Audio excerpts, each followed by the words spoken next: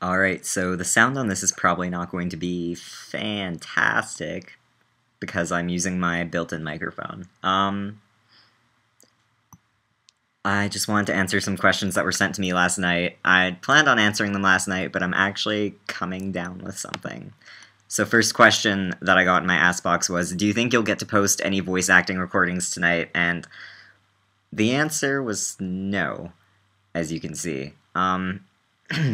I'm hoping to post some stuff today. I have a belated birthday recording that I really just want to get done today, and I also would like to target some of the smaller, shorter requests that I've neglected for like 500 years for no apparent reason other than I just didn't get around to them. Second question. I've always wondered, how do you manage to do so many distinct voices? Like, after listening to as many recordings as I have, I can usually tell it's you, but for quite some time at first I didn't even realize until I looked at the voice credits. Is there some trick to it, or is it some brand of arcane magic? Definitely arcane magic, and that's actually, like, the really interesting thing about voice acting in general, is that it is really intuitive, and you can't really, like, I don't know, I can't really even put strict explanation on that, or a distinct explanation of how I go about the process, because it's literally like you hear a voice in your head that you would attribute to this character, and then you take what you hear in your head and you put it in your mouth. Essentially, that's kind of what I do. And I'm actually, like, not surprised to hear that after a while. You can tell it's me. I feel like they all sound very much like me, and that's one thing that makes me really uh, anxious and irritated when I do two characters in one script, like the Cronus Cancri scripts, or like there's this one John Tavros script, and they both sounded like identical, and it's like, I think I'm just too close to me. I think I just know me too well, and that's why I can tell all these voices are me. And I think I just need to give me some space, and me needs to stop calling I so late, stop sending so many texts. As for distinctness, ooh, there's this really beautiful thing that happens with voice acting in general. It's like, you know how there are those characters who you know what they're going to sound like before they open their mouth based on the way that they're animated, maybe, or the way that they move. It's like such a powerful, like, design technique almost, that's like they're already brought to life and you just need to put a voice to that. It's a very, like, pure sort of thing. And actually a really good example of this would be Steven Universe with the crystal gems. Like, you could probably hazard a guess as to what they're going to sound like, because they're all such, like, straightforward archetypes, and they're just like, they're so beautifully done, and every little element of their design comes together to create the essence of each character, and it's just like, it's a really obvious thing. And actually there's this one episode that I just watched recently. I'm not at all caught up, so like the episode I'm talking about was the one where, like, the Fry suit comes to life and terrorizes everybody, and the character whose dad forces him to wear the costume is just like that whole character. And this really appeals to me because I have really severe social anxiety, but that character is like entirely based off of anxiety, and like you can tell because like the way they animated him and everything, like his movements, he's just always so like jittery and like this ball of repressed and distressed energy. And they just did this really beautiful thing, and you can kind of already like guess at what that character would sound like beforehand. And like I believe that a lot of voice actors are given their character design first and foremost, and they watch the characters' animation reels, and then it kind of gives them an idea. It's like, yeah, it helps everything just like come together, and that's kind of fantastic, and that's why I love partially about voice acting and doing distinct characters as well. Next question, what got you into voice acting? Would you ever seek a career in voice acting, or is this just a side hobby you enjoy? By the way, I hope you're doing great, Ren. Much love from California. I'm going to be in California in 2 weeks. But in the meantime, much love from Calgary, and much snow from Calgary. As for what got me into voice acting, I guess it was just always something that I really enjoyed doing. I started out doing it when I was like 6 years old, and it was just voice acting the characters from like text bubbles in video games for my friend, because she used to like really, really like that I did that. I don't think she played with anyone else who would like do distinct character voices for everyone. Like, so that was always really fun. I usually did voices from games like Legend of Zelda and like Paper Mario, where there's like really cartoonish character archetypes for every like single character. Like each one is very much a distinct trope, and they're just like really fun to put like to just put a voice to. It's just like, I don't know, it's a good time. It's a good time. I'd really like to voice act for cartoons and stuff like that, and cartoonish video games. I don't know. I would seek a career in voice acting. I think I'd actually like it a lot more than what I'm doing now, besides the fact that I'd get paid for it, and I would like that.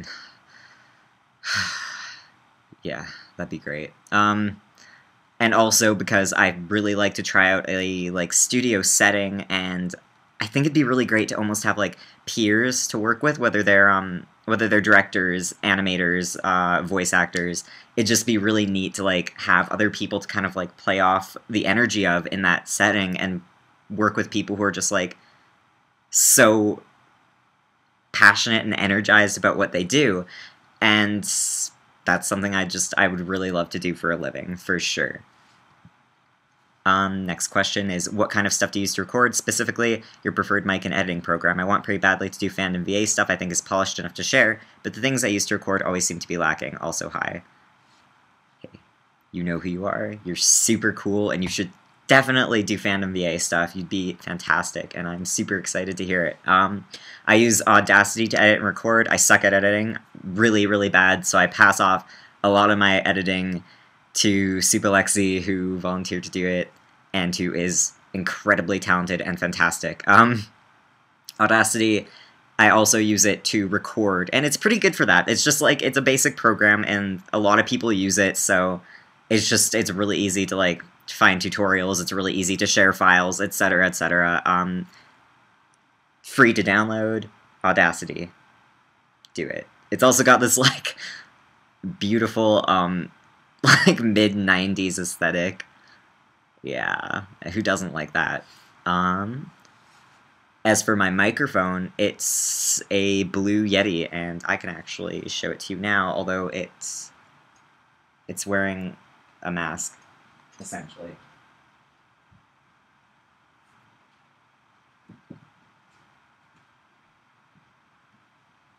Alright, this is my microphone. It looks kind of impractical right now because I have old pantyhose stretched over it as a makeshift pop filter, and it actually kind of works a little bit. So let's do the grand reveal. Yes, this is what it looks like. $100. It's pretty good. I think it works really well. If you're recording in a room that's not carpeted or there's any sort of echo, it sounds really bad. It'll echo like, it'll exemplify that echo, and you feel like you're in church. So I recommend recording in your bedroom or surrounded by blankets, anything that absorbs echo and sound. Alright. Best of luck. You can do it. I've also heard good things about the Snowball. I think it's the same company, and it's a little cheaper, so something to look into. Hey Ren, Anon asked, "Hey Ren, I want to ask how your commissions are going, and if you still accept them. Also, about voice acting, what kind of responses do you get to your VA work? What are the best and worst things you like to hear about it? Is there anything you won't VA or consider harmful, specifically regarding smut, but also horror and in general too, and why?" Sorry for so many questions. I don't expect you to answer all of them, but I want to offer a variety for you to pick from for your video. I'm glad you did. That's fun. My commissions have basically slowed to a halt because I edited my theme, and I lost my commissions post, and also I just really want to remake my commissions post. I want it to be stunningly beautiful. I want my commissions post to leap out at you from your dashboard, from the dreary haze of your dashboard, and seize you and shake you and tell you to give me money. That's what I want to do. So I want to remake it so that it's absolutely stunningly beautiful. That's the plan. And I am always accepting them. Always. What kind of responses do I get to my VA work? The best responses I've gotten to my VA work have been concerning the motivational recordings, which you can kind of guess a lot of them are very, a lot of the responses I get to those are very personal. A lot of them are very much, they're very motivating and inspiring to me because it's like, you know, I made those posts so that they could help people cope with certain things at a certain point in their life the way those same things helped me cope at a different point in my life. And I feel like some people are in that stage where these could help. So it's really, really great to know that they actually are working. And I've heard some really touching things and a lot of things that really matter to me. So, yeah. Best stuff I've heard from my motivational recordings. I'm not going to go into it too much. I think I've published a lot of asks that thanked me for those specifically, so you kind of have an idea of what I'm talking about. The worst thing I have ever heard about my voice acting. This is interesting because I actually did want to focus a lot of the video on this, but I'm going to try to tailor it because it's like, I could get into it. I could really get into it. This seems like an innocent comment, and I actually receive it a lot, and I think people think it's fair because they think it's just a lighthearted opinion. They don't really understand the implications of it, and it's something that I hear a lot only aimed toward my cankry voice. All the critique I've gotten for my other voice acting has actually been really fair. And then there's just people who say, like, your Leon sucks, or whatever, and fair enough, that's fine too. That's just an opinion, I don't really care about that. It's a useless comment, but it's not like, I mean, okay, that's cool, like, whatever, that's fine. The statement that people make about my cankry voice that's really, really bad, that's way worse than people realize it is that they say that they don't like how cankry sounds because he sounds too gay. He sounds like a stereotypical gay lisp, was another one specifically, which is hilarious, because he doesn't have a lisp. But, like, I get what they're saying. Like, I get the stereotype, because I obviously know how queer men and people perceived to be queer men are interpreted in the media at large. Trust me. I know. What's a huge issue about saying something like this is when you say it, you're basically saying overt gayness is unpleasant to you. I don't like your voice acting, Scotch Duet, because I can't avoid the queer implications. And yes, you could argue that maybe they just don't like the stereotypes. Stereotypes are harmful, but stereotypes are also based off something. And in the queer community, well, queer stereotypes were based off of straight people, of what they observed of queer people. And a lot of it is actually rooted in misogyny, which is an interesting thing to look up, because the idea that queer men are a joke is rooted in the fact that maybe we behave in a way that's considered feminine. And femininity on a man is considered an absurdity because it's considered stooping low. It's considered ridiculous. Which tends to suggest that people consider women in general ridiculous. That's a conversation I don't want to segue into too much because I'm not the right person to talk about it. But if you do look up patriarchy in the queer community, look up misogyny and gay stereotypes. Something like that, you will find a lot of great information, and I encourage you to do that because it's incredibly important. But the thing is, if you're just focusing on the queer stereotype as something isolated to queer men, it really is this fear of femininity. It's this disgust in men behaving in a way that you don't find visually appealing. And when you say, you know, I don't like your cankery voice because he sounds stereotypically gay, what you're really saying is overt gayness disgusts me. I would rather see my homosexual pairings untainted by the actual sting of straightforward queer men. That's a problem. And yes, you can be queer and also queerphobic simultaneously. Unfortunately, we all grew up in the same shitty fucking society, and we internalized a lot of garbage. And you know what? This isn't even about my cankery voice. I don't care if you like any of my voices. You can hate them all. It's totally fine. The only reason these comments stood out to me is because, first of all, a few people made the same comment, and I know why.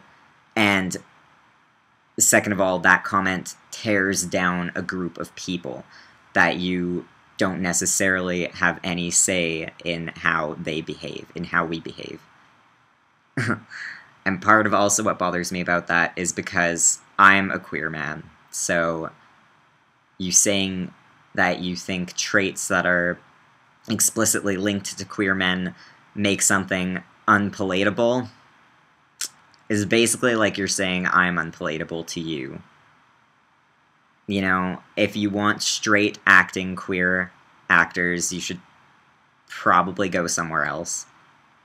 And you should also probably think about that. Alright, so that's the absolute worst thing I have ever heard about my voice acting, because it tears down a whole bunch of people who are systemically oppressed, and it tears down me. So that's the worst thing. And, like, it's such a, like, comment that people toss around all the time, right? So, like, I don't think people even think about it. Is there anything I won't VA or I consider harmful? Specifically regarding smut, but also horror, and in general, too. Yes, I won't voice act rape. I won't do it. The reasons for that should be obvious. When it comes to sexually stuff, there's only a few kinks I won't do, and mainly that's caught up in, like, how would I edit this to sound even halfway decent? How would anyone else edit this for me to sound halfway decent? And also just, like, personal, it's not my thing by any stretch kind of deal. So, like, scat, I probably wouldn't do. It's not a bad kink to have. If you have it, that's totally fine, as long as, you know, you're practicing it consensually. It's not hurting anyone. Who cares? It's just not my thing.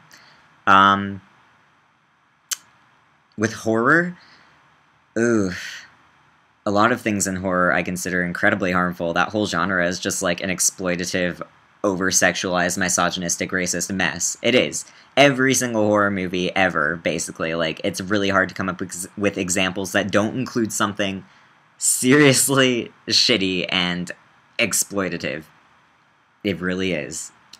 So that's something I try to avoid writing about in horror, but besides that, like, I don't think all bets are off. Like, I'll still portray things that are really tough to look at. Like, I would portray, a horror in which, say, a villain targets gay people specifically. Like, I would do that, but it's not going to be done in a sense that you think I agree with what it's doing. It's not going to be done in a sense where the villain doesn't ever, you know, get what's coming to him. And it's not going to be portrayed in a sense that you get from a lot of horror movies where you're kind of just, like, voyeuristically watching torture porn, essentially. Like, you're watching something that's meant to make you, like, feel pleasure at the expense of someone helpless. Like, I try to avoid that. Yeah, that's pretty much that.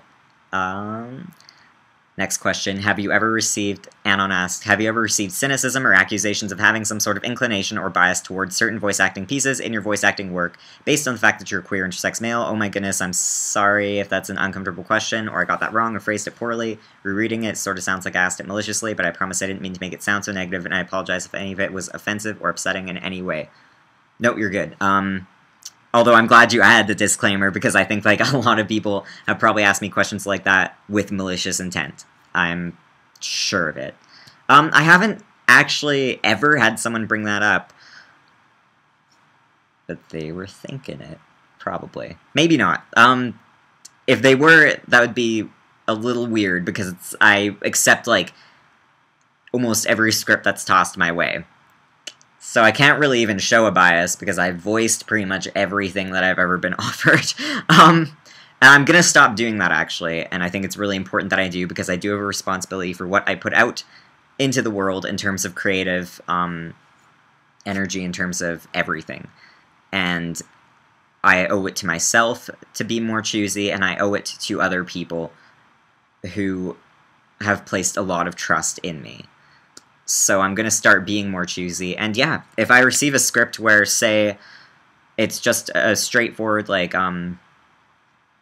say, mail ship or whatever, and it's, just done in the traditional style, like, of all the other smut scripts I've done, and I receive a script where, say, there's more gender representation, say there's, like, one of the characters is agender, one of the characters is, asexual, or one of the characters is, you know, anything, like, more representation, that script would definitely win over the other script, and I think I have every right to do that, to be honest. I actually think that'd be a really good decision, and people can accuse me of having a personal bias, and I do have a personal bias, because these things are incredibly important, and these things haven't been properly addressed, and especially in fandom, I think voice acting is one of those things that has been, like, really sorely neglectful in terms of representation, and honestly, everything in fandom has everything, but obviously you can find a lot more representation in art and fic. So it'd be cool to carry that over into voice acting as well. Yeah, besides that, no one's ever accused me of it thus far. I don't know. They can if they want. I don't care. I think my biases are totally good to go. Alright, and the last one... Oh, no. There's two. Anon asked, when you're doing the naughty recordings, do you ever feel super awkward doing the moaning? Has anyone ever walked in on you while just moaning into the mic? Ha! No, no one ever has, because I have a lock installed on my door. Yeah. It didn't come with the house, but my brother installed it because we used to share a room, and my nephew used to, like, he was 9 years old, he used to, like, swing open the door, like, without knocking all the fucking time, so my brother just, like, went to Home Depot and bought a lock and installed it, and that comes in really, really handy for voice recordings now, and a lot of things. Last question was, oh, I do hope you're still taking these regarding the voice acting video. I'm a rising voice actor, though I'm nowhere near your level of awesomeness. You're wrong. How many recordings estimated do you have before you manage to produce a final product? It really depends. Sometimes I get lazy and I just do one take and I'm like, I'm way too tired to critique this. So I'll just do it. I'll just put it out into the world and I'll be like, you know what? At the end of the day, it's something that I am doing completely for free and for fun, and I don't need to worry about it too much. And then other times I really want to pour my heart and soul into every single thing I do, and I'll take, like, 55,000 takes of, like, one thing. Approximately. On average, most VAs, I think, do about 3 takes minimum. Amateur VAs. Professional VAs, I'm sure that number is a lot higher, and there's probably a lot of other issues that go into it, and, like, fragmenting and editing and etc. You know, if you're just starting out, I just practice nonstop. Like, practice one character nonstop. As soon as you get tired of them, just, like, flicker between them and another character or another, like, blurb of dialogue. Like, just switch it up, but keep practicing. Like, do a whole bunch and just, like, listen through them and think about what worked, what didn't work, what appeals to you, what you'd like to include more of. Stuff like that. You will get there. I'm still incredibly amateur, and I've been doing this for, I don't know, a couple years, and also since I was 6, but in different ways, so I'm not really counting that, but, yes, you will get there, 100%. You do need to practice, doesn't happen overnight, but if you enjoy voice acting, then you'll probably enjoy practicing too. Alright. That's it. Yeah, gonna post this. Thanks for listening.